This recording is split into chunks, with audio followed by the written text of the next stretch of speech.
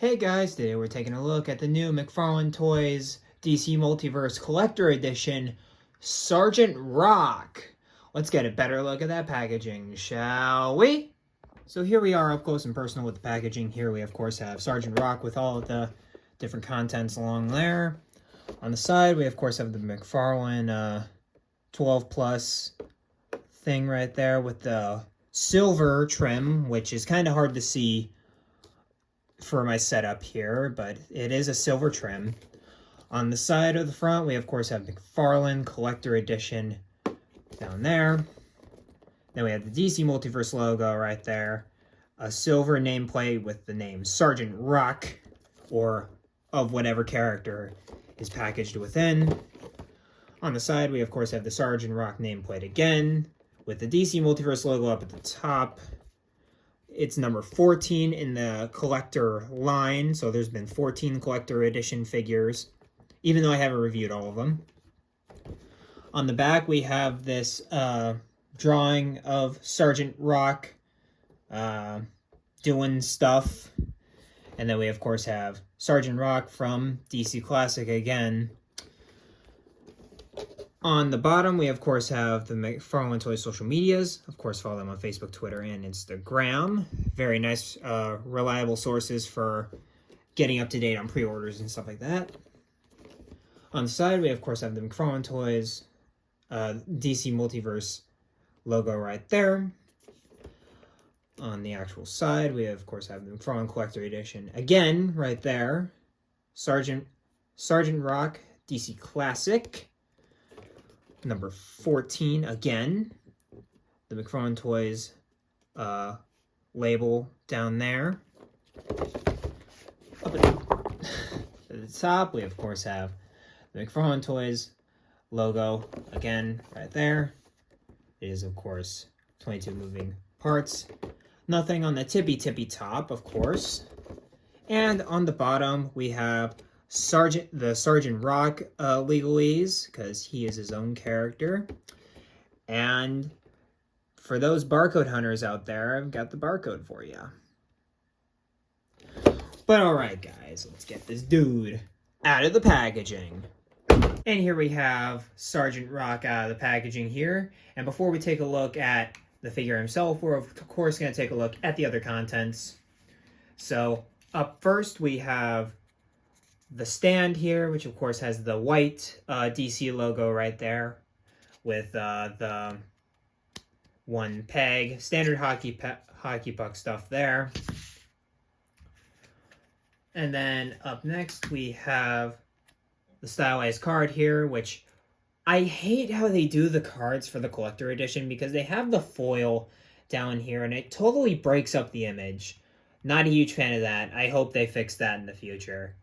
But it has this silver foil collector edition down the side. I'm just not a huge fan of that. On the back, we of course have his name right there. And basically,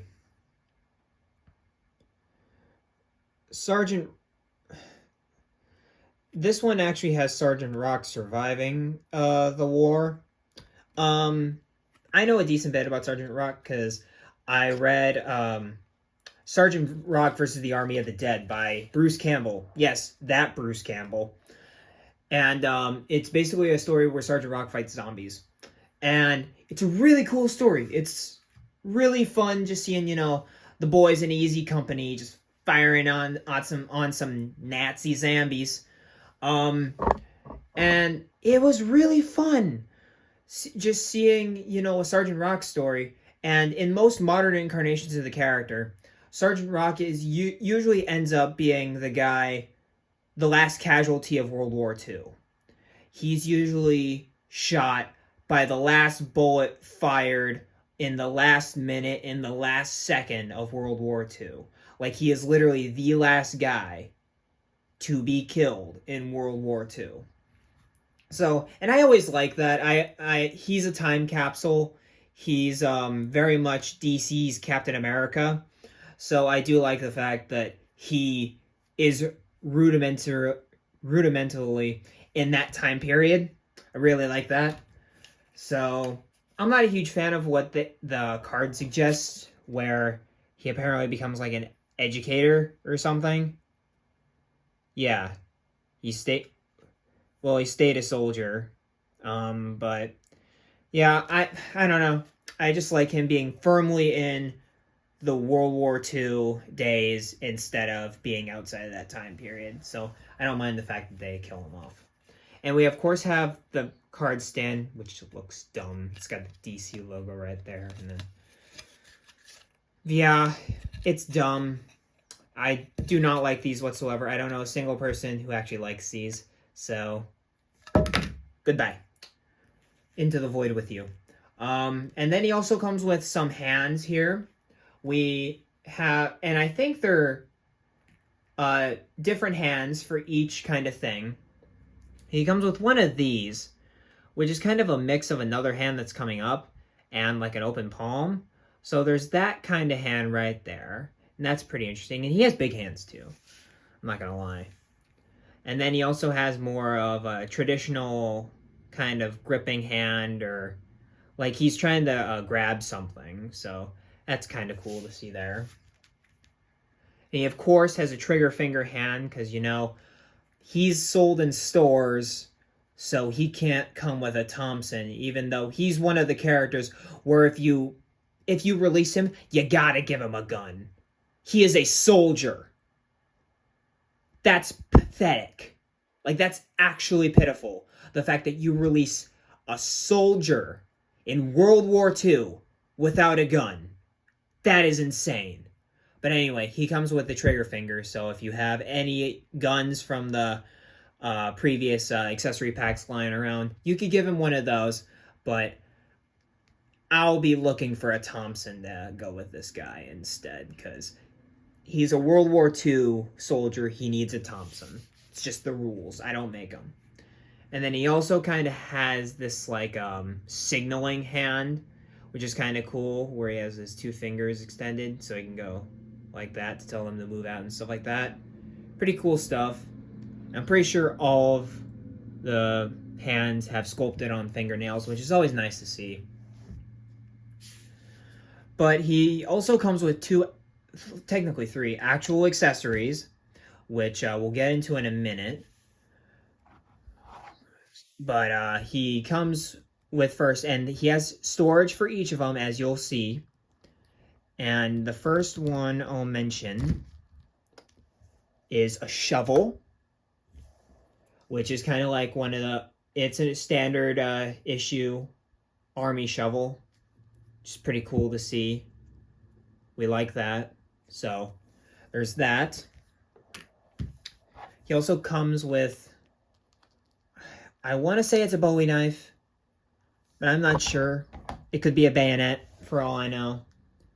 He comes with a knife, which I don't think he can hold in any of the hands besides the trigger finger hand. So yeah, he can. Actually, that looks pretty good. That looks pretty good. But something like that, which is pretty cool, even though you'd probably want to display him using a Thompson. And he, of course, has two-fisted hands. Before I forget, he has two-fisted hands to come on him. And then for the last kind of accessory, because I don't know if this one's an actual accessory that's coming up. He comes with it. He comes with a removable helmet, which has a nice lime yellow kind of paint app with his rank on the helmet, and this nice kind of black painted kind of deco on it. There's nothing on the inside. It's just one green piece, but on the outside, you can tell his helmet's been through some war. Looks like he was shot right there, or some shrapnel hit him. So pretty cool stuff, and the straps are flowing in the wind. That's also a nice little detail right there, but nice helmet. Nice piece if you want to do some customization with that. And then he also comes with a removable backpack, Again, I don't know if it's just that the backpack wasn't glued on correctly or something like that. I'm assuming it's supposed to be removable, but then again, who knows? Mr. Rock. Mr. Rock. Stay. And here's the backpack here. Standard green material. Nothing too out of the ordinary. It's got some rips and stuff like that right there. Yeah, more rips. Got some buckles and stuff like that, which is pretty nice, but I wish it wasn't all just one color, but you know. And then, yeah, holster the shovel right there, and then he has a loop right there for the knife. So he can hold everything, which is sometimes a rarity with these McFarlane figures. You never know what you're going to get with that. But here is the bare bones figure. 8 minutes into the review, and we're only getting started on the actual figure himself. So I really do like the head. Again, like I've mentioned before, Sergeant Rock is DC's Captain America, and he's very much inspired by Captain America. He is very much like he is a blonde, so you've got that in there with the blonde on top and the buzz on the back. Looks pretty good, looks pretty gritty and stuff like that. He's got a lot of crap on his face. And it looks like more that he's been just going through war. So, and then you also have the nice 5 o'clock right there, which looks pretty solid. Looks pretty good right there. Nice 5 o'clock right there. And I really do like the head sculpt, though. I think the head sculpt's really good. Pretty solid. And you have his crazed eyes, which Sergeant Rock's known for being like an oddball kind of character. You, of course, have the hairy chest painted over there. And then here's kind of like the only like new piece, because a lot of this figure is reuse. And that is the actual rubber tunic that is mainly just his shirt and his belt. So he's got the green that you see on the helmet. The helmet is a slightly different color as opposed to the actual shirt. You have his dog tags on full display, which is nice, and you have a nice silver paint job on that. Got some pockets right there. You, of course, got his army belt right there with a canteen on the back. He, of course, has some hair, like arm hair, sprayed on there, like spray painted on there, which looks pretty nice.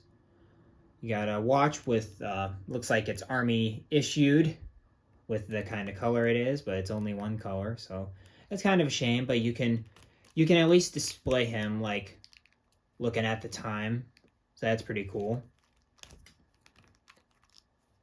Then towards the bottom of the figure, it's so when I said it was reuse, like I said before, it's Bane, a large reuse of the Bane figure, where it's the arms and the legs of the Bane figure from The Dark Knight Rises.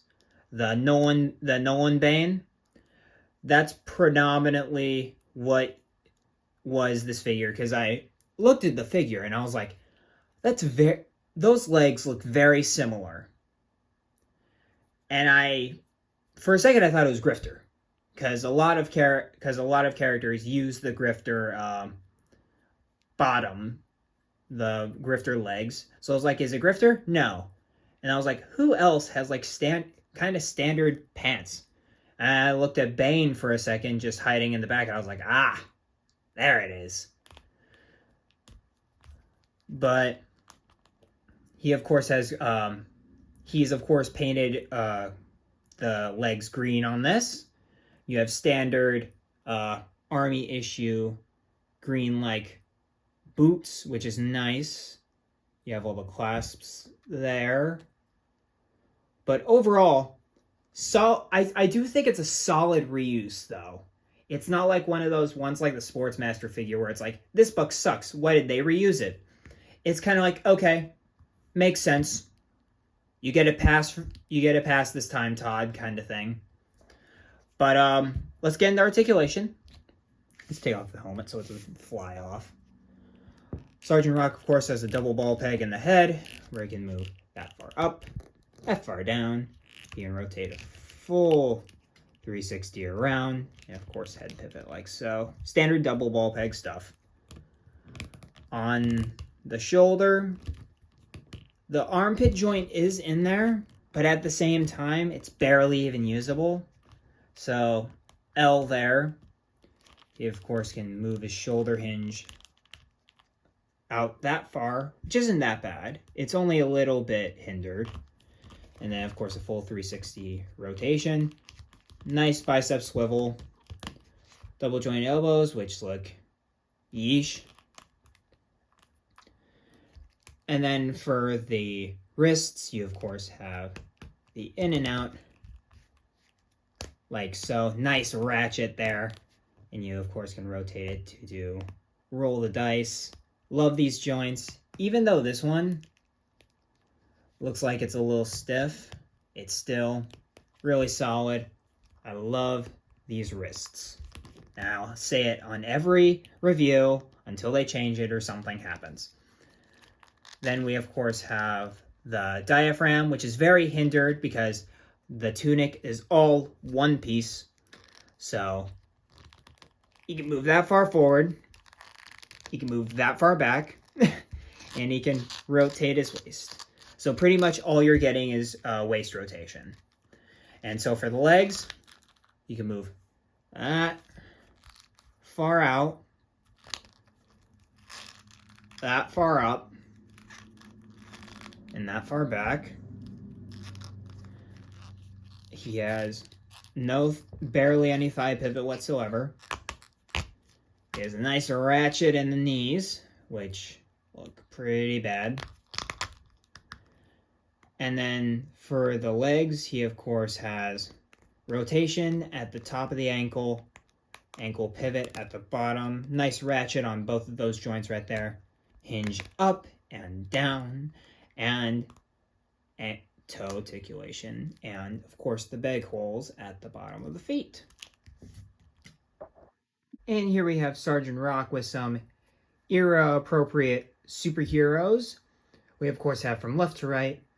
This is the Crisis on Infinite Earths, Earth 2 Superman. But still, Earth 2 was set, at least in their prime in the 1940s. So, Batman and Superman still fought in World War II. Those versions of the characters, anyway. So I figured he's good enough since I don't actually have the Action Comics Superman. Up next, we of course have Jay Garrick of the Justice Society, the first Flash. We of course have our Sergeant Rock here. Then we also have Alan Scott, Green Lantern right there. And then of course we have Detective Comics 27, Batman right there. And I'm pretty sure all of these characters, as of current continuity, maybe not Jay Garrick, but these versions of the characters have fought in World War II at one point or another, so they might have seen Sergeant Rock leading Easy Company on the field anyway. And here we are kind of winding down on our coverage of Mr. Sergeant Rock here.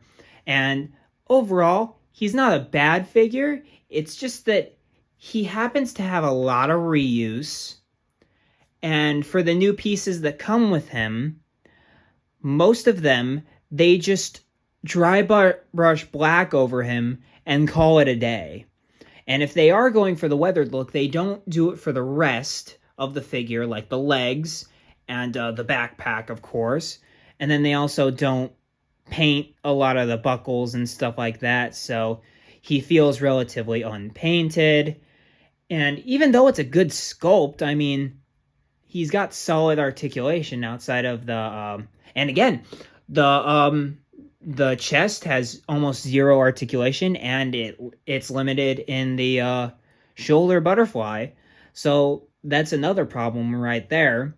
So I think he's a well-deserved 7 right there. And again, he's such a niche character that I understand why he had to be made a collector edition to even be made.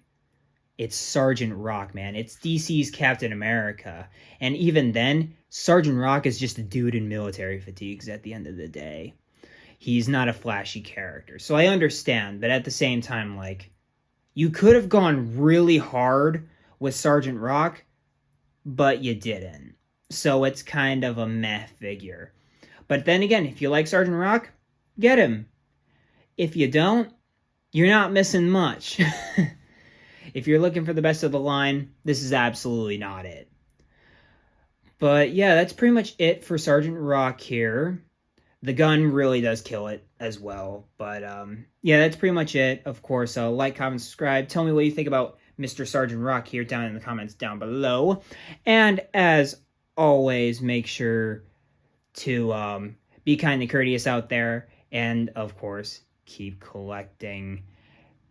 And make sure to leave a comment again. It really helps the editing process go by smoother, and it really brightens my day. But with that being said, I will see you guys in the next video. Peace.